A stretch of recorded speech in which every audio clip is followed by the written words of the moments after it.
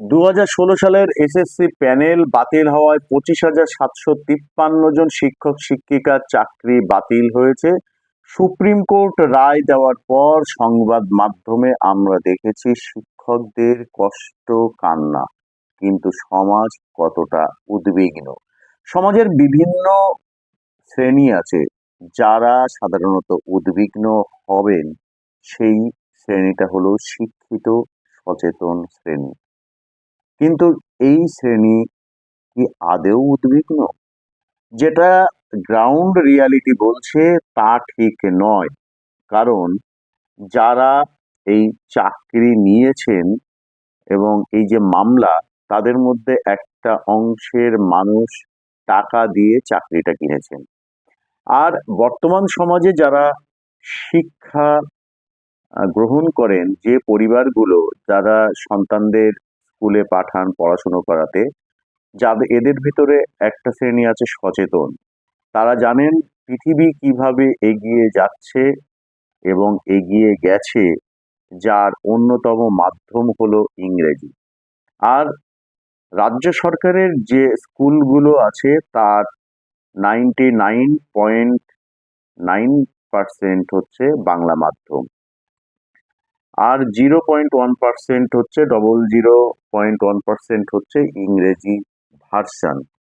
স্বাভাবিকভাবে বাংলা মাধ্যমে যারা পড়ে তারা খুব একটা বেশি দূর বর্তমান সময়ে এগোতে পারেন না। আর এদের মধ্যে থেকে যারা এগোন সেই সমস্ত সন্তানগুলো তারা ইংরেজিতে পরবর্তীতে পড়তে হয়, এবং সেই ভাষা পড়তে গেলে তাদের অনেক বেশি কষ্ট করতে হয়।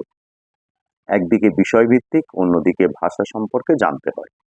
স্বাভাবিকভাবে শিক্ষিত সমাজ, সচেতন সমাজ এই রাজ্য সরকারের যে সরকারি স্কুলগুলো আছে তার উপরে খুব একটা বেশি নির্ভরশীল নন। আর সে কারণেই শহর অঞ্চলে একের পর এক ইংরেজি মাধ্যম স্কুল তৈরি হচ্ছে, আর সেই সমস্ত স্কুলে লাফিয়ে লাফিয়ে বাড়ছে টিউশন ফি এবং অন্যান্য খরচ। সেটা মেনে নিয়েই সন্তানদের ইংরেজি মাধ্যমের স্কুলে যাচ্ছেন, এবং সচেতনতা এতটাই বৃদ্ধি পেয়েছে, আনাজ বিক্রেতা, মাছ বিক্রেতা থেকে শুরু করে মাংস বিক্রেতা, এমনকি অনেক টোটো চালক, ভ্যান চালক আছেন যারা তাদের সন্তানদের বাংলা মাধ্যম নয় ইংরেজি মাধ্যমে পড়াচ্ছেন। সমাজ এটাও দেখেছে যে এই শিক্ষক শিক্ষিকারা তাদের সন্তানদের বাংলা মাধ্যমে পড়ান না, অথচ তারা বাংলা মাধ্যমেরই শিক্ষক শিক্ষিকা। তারা তাদের সন্তানদের ইংরেজি মাধ্যমে পড়ান। শুধু তাই না, যে সমাজের উদ্বিগ্ন হওয়ার কথা, কষ্ট পাওয়ার কথা, অরাজনৈতিকভাবে সেই সমাজ একটুও কষ্ট পায়নি। কারণ গত এক যুগে বেশি সময়ে প্রতি বছর শিক্ষক নিয়োগ হয়নি, অথচ প্রতি বছর এম এ পাস করেছে, বিএ পাস করেছে, বিএড পাস করেছে, এমএড পাস করছে, তারপরও চাকরি দুর্নীতি আছে। স্বাভাবিকভাবে টাকা খরচ করে পড়ার উচ্চশিক্ষা নেওয়ার পর যারা চাকরি পায়নি সেই সংখ্যাটা, এবং প্রতি বছর চাকরির পরীক্ষা না হওয়ার দরুন যাদের বয়স চলে গেছে, সেই সংখ্যাটা 25,753 জনের বেশি। কোন সমাজ তাহলে কান্নাকাটি করবে? এবং সমাজের একটা বিরাট অংশ আছে, বেশিরভাগ অংশ আছে যারা বিভিন্ন বেসরকারি প্রতিষ্ঠানে কাজ করেন। কেউ ইঞ্জিনিয়ার, কেউ মার্কেটিং এ, বিভিন্ন রকম পেশা আছেন যারা কাজ করেন। কথায় কথায় তাদের চাকরি চলে যায়, বেতন কমে।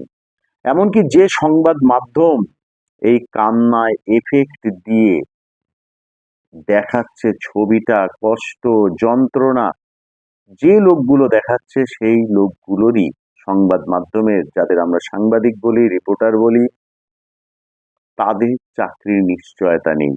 অর্থাৎ যাদের চাকরির নিশ্চয়তা নেই তারাই তুলে ধরছে সমাজে যাদের নিশ্চিত চাকরি ছিল, তাদের চাকরি চলে যাওয়াটাকে দেখাচ্ছে, তাদের কান্না, দুঃখ, কষ্ট দেখাচ্ছে, এই সংবাদ মাধ্যম আবার সরকারি ক্ষেত্রেই শুধু দেখায়, কিন্তু বেসরকারি ক্ষেত্রে কি হয় সেটা খোঁজও রাখে না, দেখায়ও না।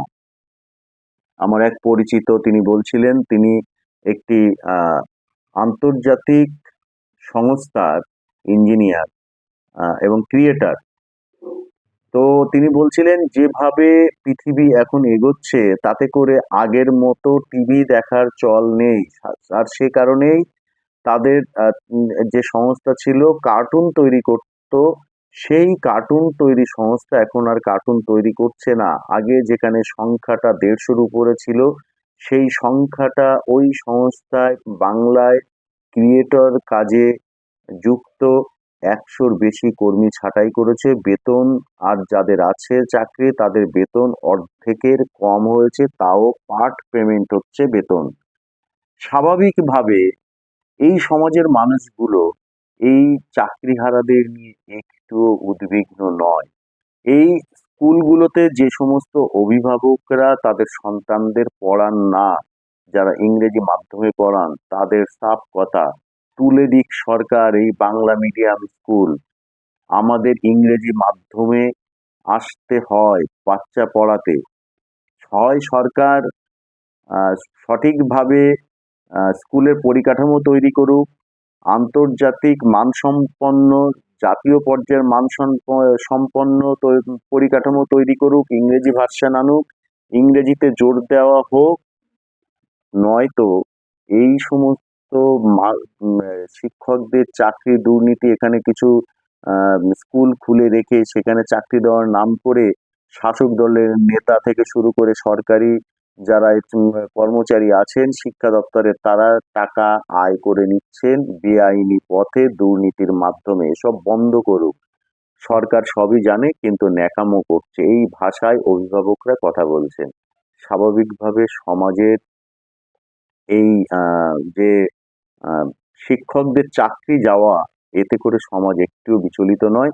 এমনকি সংবাদ মাধ্যমের অনেক সদস্য এখন তারা লিখছেন সমাজ মাধ্যমে যে এই যারা শিক্ষকদের চাকরি চলে গেছে, মাস্টার মশাই আপনি নিশ্চিন্তে বেতন পেয়েছেন মাসের পর মাস করোনাকালে, মাস্টার মশাই আপনাকে বের হতে হয়নি, মাস্টার মশাই আপনি সময় মতো স্কুলে না গেলেও বেতন পেয়েছেন, মাস্টার মশাই ছুটির দিনে আপনি যখন স্কুলে না গিয়ে বেতন নিচ্ছেন, আপনি যখন ছুটি উপভোগ করছেন, তখন যারা ঘোষিত কর্ম করেন, আপনাদের যেদিন ঘোষিত ছুটি সেদিন যাদের ঘোষিত, যারা কর্মজীবী, যারা কর্ম করেন বেসরকারি প্রতিষ্ঠানে, তাদের চাকরির কোনো নিশ্চয়তা নেই।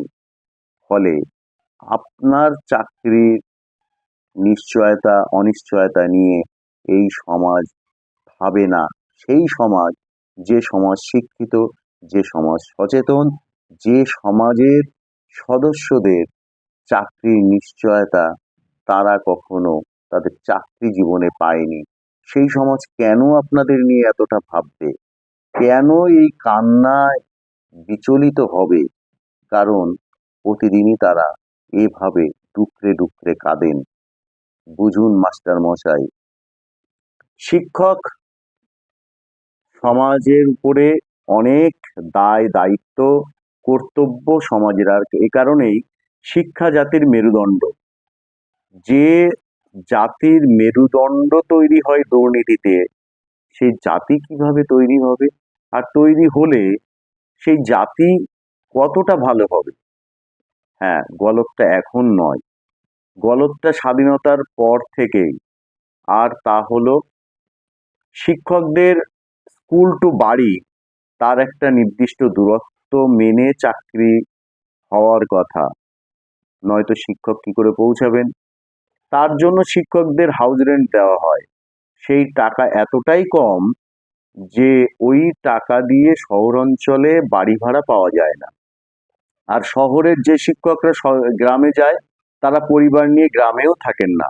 ফলে শিক্ষক হোক আর শিক্ষিকা, এমনও আছে এই রাজ্যে ভুরি ভুরি 4 থেকে 5 ঘন্টা তারা শুধু যাওয়ার পিছনে ব্যয় করেন। সব মিলিয়ে কেউ 8 ঘন্টা, কেউ 10 ঘন্টা, এমনকি 12 ঘন্টা পর্যন্ত জার্নি করে তারা স্কুল যাতায়াত করেন। এই যাতায়াতের ফলে সময় মতো তারা স্কুলে পৌঁছাতে পারেন না। এভাবেই অনেকেই চাকরিটা করেন। শুধু তাই নয়, এই শিক্ষকদের যে পদ্ধতি, সেই পদ্ধতিতে অনেক গলদ ছিল।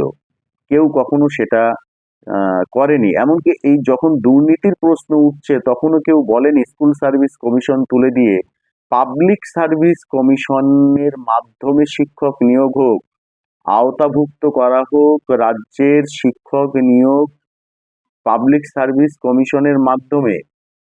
কেউ সেই দাবি তোলেনি। এই তো শিক্ষক, এই শিক্ষক, যে শিক্ষকরা নিজেরাই স্বচ্ছতা চান না, যে শিক্ষকরা নিজেরাই তাদের চাকরির যে স্থায়িত্ব নিশ্চয়তা চান না, সেই শিক্ষক যারা নিজেরাই চান না, যারা ভাবেন চাকরিটা পেয়েছি আমি, কারণ স্কুলের চাকরি এমন একটা চাকরি, এই চাকরি করেও রাজনীতিটা খুব সুন্দরভাবে করা যায়। সেই শিক্ষক, যদিও সমস্ত শিক্ষকই যে রাজনীতি করেন এমনটা নয়, এমনটা ভাবেনও না। যারা নিজেদের নিয়ে ভাবে না তাদের নিয়ে সমাজ কেন ভাববে? এই শিক্ষকদের ভূমিকা কি সমাজের জন্য? এই শিক্ষকরা কখনো তো সরকারের কাছে আবেদন করেনি যে স্কুলের পরিকাঠামো তৈরির জন্য তৈরি করতে হবে।